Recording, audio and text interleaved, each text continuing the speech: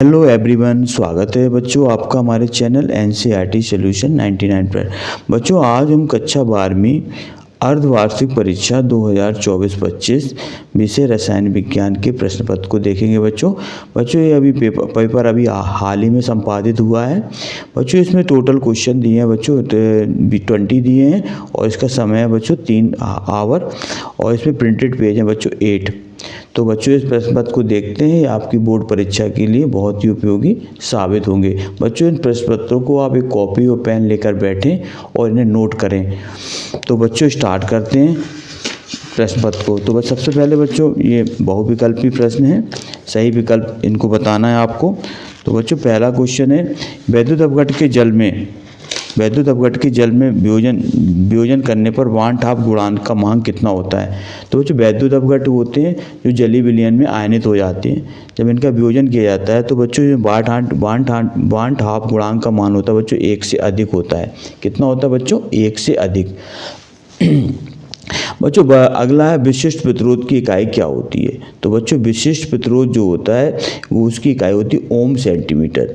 विशिष्ट प्रतिरोध बच्चों रो से लिखा जाता है, इसको रो आर इक्वल टू होता है आर इक्वल टू होता है R A upon L. Rho equal to R A upon L होता है बच्चों, ये इसकी इकाई होती है ओम सेंटीमीटर। खिलौने में प्रयुक्त बैटरी का प्रकार होता है बच्चों। खिलौने में जो बैटरी प्रयुक्त की जाती है वो बैटरी होती है बच्चों शुष्क सेल, ड्राई सेल होता है, उसका प्रयोग किया जाता है खिलौने में। प्रथम कोटि की अभिक्रिया के लिए दर निर्धारक की इकाई बताना बच्चों। तो प्रथम कोटि की जो अभिक्रिया की दर निर्धारक की इकाई होती है सेकंड इनवर्स। क्या होती है बच्चों? Second inverse. अगला क्वेश्चन है बच्चों, एथिल अल्कोहल की प्रकृति कैसी होती है बताना बच्चों। एथिल अल्कोहल का बच्चों जो समान सूत्र होता है वो ROH होता है बच्चों। क्या होता है अल्कोहल का? अल्कोहल का बच्चों समान सूत्र होता है ROH होता है बच्चों। और एथिल अल्कोहल का सूत्र होता है बच्चों C2H5OH। बच्चों इसकी जो प्रकृति होती है एथिल अल्कोहल की प्रकृति वो बच्चों उभयधर्मी होती है। कैसी होती है बच्चों? उभयधर्मी, मतलब अम्लीय और क्षारीय दोनों के गुण बच्चों ये प्रदर्शित करता है, इसलिए बच्चों इसे उभयधर्मी कहा जाता है क्योंकि अम्ल और क्षार दोनों के गुण इसमें पाए जाते हैं। अगला बच्चों संक्रमण तत्व 3D में कौन सा तत्व जो होता है ऑक्सीकरण अवस्था दर्शाता है बताना है बच्चों। संक्रमण तत्वों का कौन सा तत्व, संक्रमण तत्वों में जो 3D श्रेणी होती है बच्चों इसमें कौन सा तत्व सर्वोच्च ऑक्सीकरण अवस्था प्रदर्शित करता है। बच्चों संक्रमण तत्वों की 4 श्रेणियाँ होती हैं बच्चों, 3D श्रेणी, 4D श्रेणी, 5D और 6D श्रेणी। जो 3D श्रेणी होती है बच्चों उसमें 21 से लेकर परमाणु क्रमांक 21 से लेकर 30 तक के तत्व आते हैं। जिसमें पहला तत्व होता है बच्चों स्कैंडियम और जिसका परमाणु क्रमांक 21 होता है, और बच्चों परमाणु क्रमांक 30 वाले तत्व का नाम बच्चों जिंक है। तो बच्चों इसमें जो मैग्नीज होता है इसका जो ऑक्सीकरण अवस्था बच्चों सबसे ज़्यादा होती है क्योंकि बच्चों इसमें अयुग्मित इलेक्ट्रॉन होते हैं। अयुग्मित इलेक्ट्रॉन होने के कारण बच्चों ये +2 से लेकर के +7 तक की ऑक्सीकरण अवस्था प्रदर्शित करता है बच्चों। +2, +3, +4, +5, +6 और +7 इतनी ऑक्सीकरण अवस्था प्रदर्शित करता है बच्चों मैग्नीज। तो इसकी सबसे ज़्यादा ऑक्सीकरण अवस्था बच्चों मैग्नीज की होती है। बच्चों प्रश्न क्रमांक 2 देखते हैं।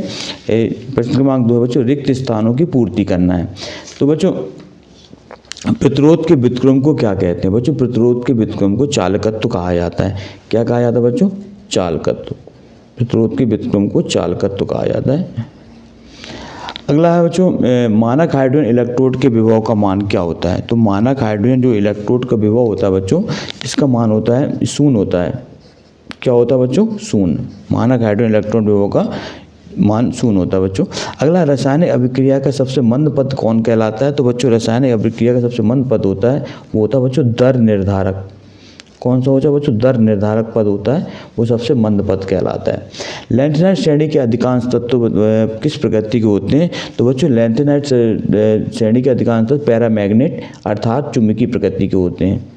कहते हैं बच्चों पैरामैग्नेट या चुंबकीय प्रकृति के होते हैं, चुंबक के समान व्यवहार करते हैं। अगला क्वेश्चन है बच्चों ईथर के अणु में ROR बंध कोण का मान कितना होता है। तो बच्चों इसमें ROR जो ईथर का एक क्रियात्मक समूह है इसमें जो बंध होता है बच्चों O से R एल्किल 2 एल्किल जुड़े रहते हैं तो इनके बीच जो बच्चों बंध कोण होता है वो बच्चों होता है 110 डिग्री के लगभग होता है बच्चों। कितना होता है? 110 डिग्री के लगभग। अगला बच्चों रजत दर्पण परीक्षण दर्शाते हैं। तो बच्चों रजत दर्पण परीक्षण जो होता है वो तो सिल्वर मिरर टेस्ट कहलाता है। और बच्चों ये सिल्वर मिरर टेस्ट होता है बच्चों एल्डिहाइड में। किस में होता है बच्चों? एल्डिहाइड। एल्डिहाइड में होता है बच्चों सिल्वर मिरर टेस्ट।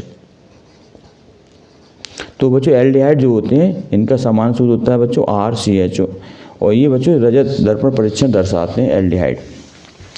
इसके अलावा बच्चों रजत दर्पण परीक्षण जो होता है इसमें कॉपर जो होता है बच्चों, कॉपर ऑक्साइड का कॉपर में अपचयन हो जाता है। इसके बाद बच्चों अगला क्वेश्चन है सही असत्य और असत्य बताने बच्चों। तो इसमें क्वेश्चन देखते हैं पहला, दो घटकों का समांगी मिश्रण विलयन कहलाता है। तो बच्चों दो जो घटक होते हैं, दो से ज़्यादा भी हो सकते हैं, तो जब दो या दो से अधिक अवयव आपस में मिलाए जाते हैं, इनका मिश्रण होता है तो इनका मिश्रण बच्चों विलयन कहलाता है। बच्चों ये राइट आंसर है, इसका सत्य है। अगला बच्चों ईंधन सेल रॉकेट में प्रयुक्त होता है। बच्चों हाँ, ईंधन सेल का जो उपयोग है रॉकेट में प्रयुक्त होता है। जैसे हाँ बच्चों आपके सिलेबस में लगा H2O2 ईंधन सेल है, ये इसका उपयोग रॉकेट ईंधन में किया जाता है, रॉकेट में बच्चों। अगला शून्य कोटि की अभिक्रिया का अर्धायुकाल T½ = 0.693/K होता है। तो बच्चों शून्य कोटि अभिक्रिया के अर्धायुकाल का व्यंजक है बच्चों, ये सत्य है। T½ बच्चों अर्धायुकाल है और K है बच्चों दर स्थिरांक या वेगिक स्थिरांक का मान होता है। अच्छा बच्चों DDT एक स्थायी प्रदूषक है। बच्चों सत्य है, DDT जो है एक स्थायी प्रदूषक है, ये भी राइट आंसर है बच्चों। K4FeCN6 में संकुल यौगिक नहीं है। बच्चों ये संकुल यौगिक है, K4FeCN6 संकुल यौगिक है जो जली विलयन में अपना अस्तित्व बनाए रखते हैं बच्चों, वो संकुल यौगिक कहलाते हैं। ये जली विलयन में बच्चों आयनित नहीं होते हैं। K4FeCN6 का बच्चों इसका नाम है पोटेशियम फेरोसाइनाइड। क्या नाम है बच्चों इसका? Potassium ferrocyanide. ये संकुल यौगिक है बच्चों, ये राइट आंसर है, इसका सही है। एल्डिहाइड और कीटोन क्रियात्मक समावेवी होते हैं। तो बच्चों एल्डिहाइड और कीटोन जो है क्रियात्मक समावेवी होते हैं, ये बच्चों राइट आंसर है, ये क्रियात्मक समावेविता प्रदर्शित करते हैं। इसके बाद बच्चों नेक्स्ट क्वेश्चन देते हैं, प्रश्न क्रमांक 30।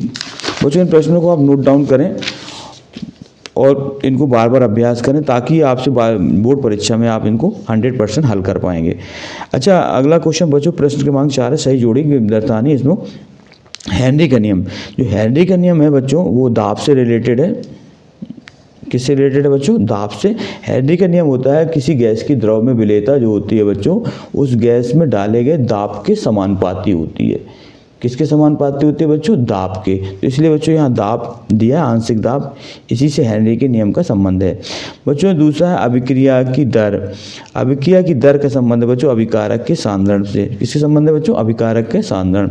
अभिक्रिया की दर का परिभाषा होती है बच्चों इकाई समय में अभिकारक या उत्पाद के सांद्रण में जो परिवर्तन होता है बच्चों, वो अभिक्रिया की दर कहलाती है। रेट ऑफ रिएक्शन कहा जाता है इसको।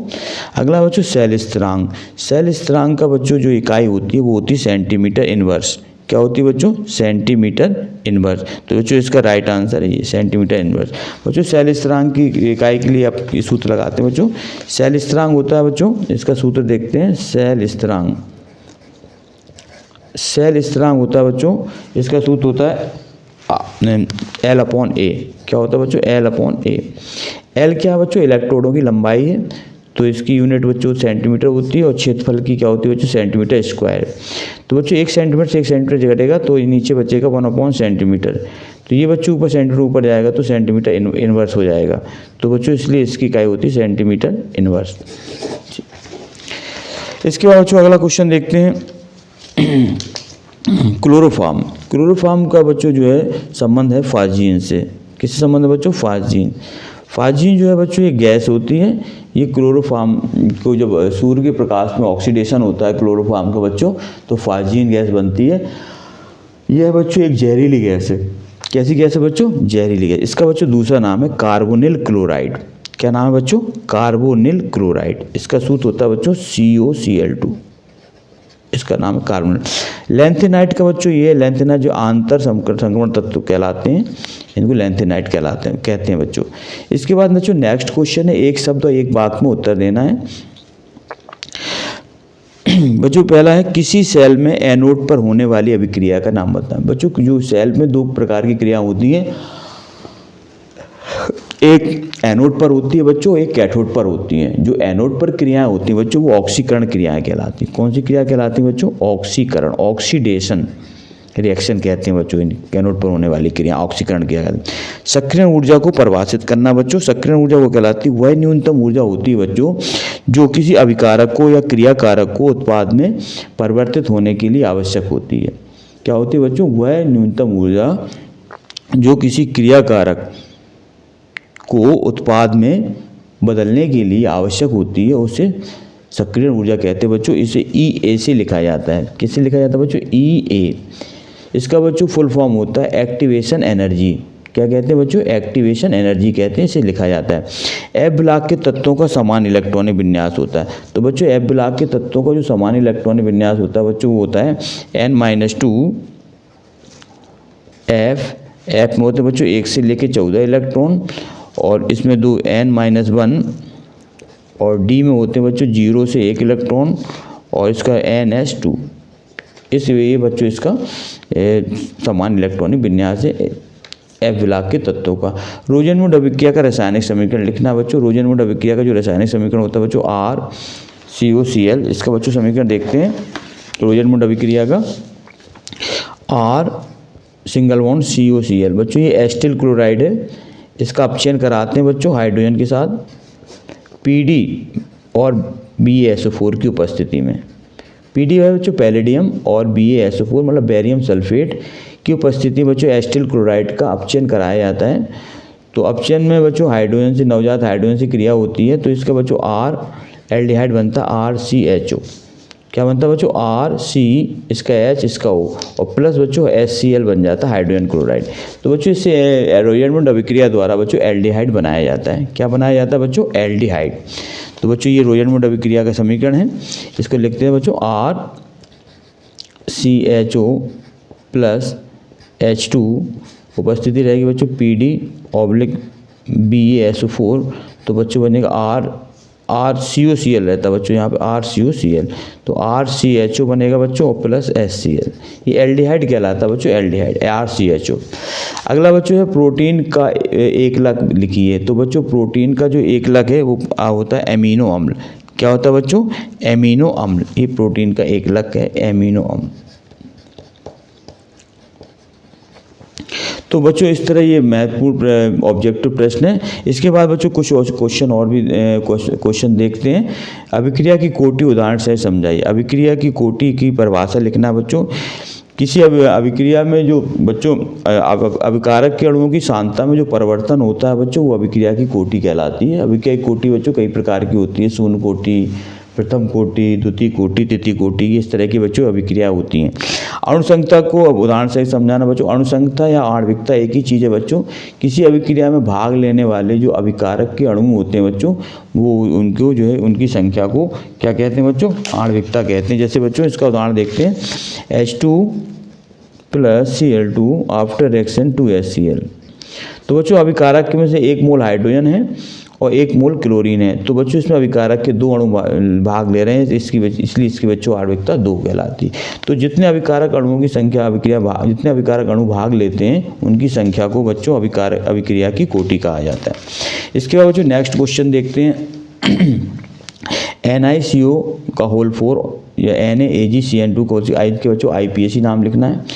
और इसके बाद बच्चों बोर्ड्स अभिक्रिया समझाना बच्चों। बोर्ड्स अभिक्रिया एल्किल हैलाइड पर बच्चों सोडियम की क्रिया कराते हैं, तो इससे जो है एल्केन बनता है बच्चों। क्या बनता है? एल्केन।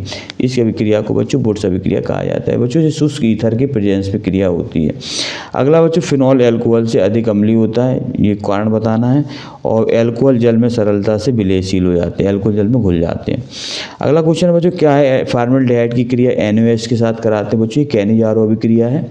फॉर्मल्डिहाइड की क्रिया जब NaOH से कराते हैं तो बच्चों 32 का समीकरण लिखना है। ये कैनिजारो अभिक्रिया बच्चों।